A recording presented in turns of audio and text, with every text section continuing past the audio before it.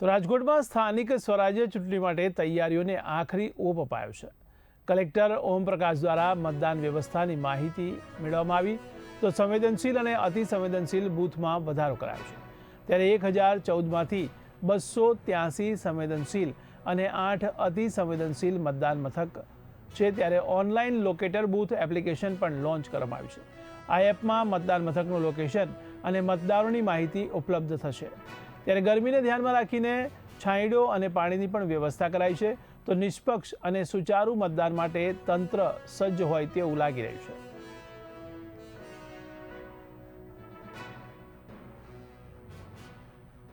Scan કરશો તો આપને સ્ટેટ ઇલેક્શન કમિશનની વેબસાઇટ ડાયરેક્ટલી રાજકોટ મહાનગરપાલિકા ઉપર લેન્ડ થશે અને ત્યાં પોતાનું એપિક નંબર જસ્ટ એક જ એન્ટ્રી કરવાની છે કે એપિક નંબર અને કેપ્ચા આ નાખીને પોતાની તમામ વિગતો જે છે પોતાનો બૂથ નંબર, પોતાનો વોર્ડ નંબર અને કયા સિરિયલ નંબર ઉપર છે આ તમામ વિગતો મળી શકશે. સાથે સાથે કઈ જગ્યાએ આપનું બૂથ છે આનું લોકેશનનું નામ પણ મળી શકશે અને ફેમિલી ડિટેલ્સ પણ જાણી શકો. આ જે સેકન્ડ QR કોડ છે આમાં પોતાનો જેમ આપને બૂથ નંબર અને વોર્ડ નંબર મળી ગયું છે આમ વોર્ડ નંબર મળી ગયું હોય તો પણ આપ ક્લિક કરશો ને આપની લોકેશન આપણે પહેલા QR કોડથી ખબર પડી ગઈ છે.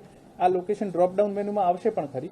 આપ સર્ચ કરશો અને પોતાના મોબાઈલની લોકેશન ઓન રહેશે તો આપ ગૂગલ લોકેશનનો યુઝ કરીને આ બૂથ સુધી પહોંચી શકશો.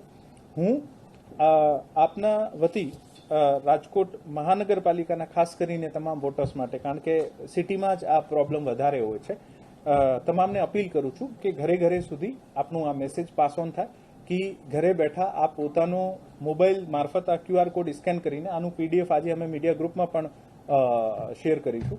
આને સ્કેન કરીને આપ પોતાની તમામ વિગતો જે છે આ મેળવી શકો છો, જેથી આપને કોઈને એક બૂથથી બીજી બૂથ ઉપર ભટકવાની અથવા કોઈ પણ અગવડ ન થાય.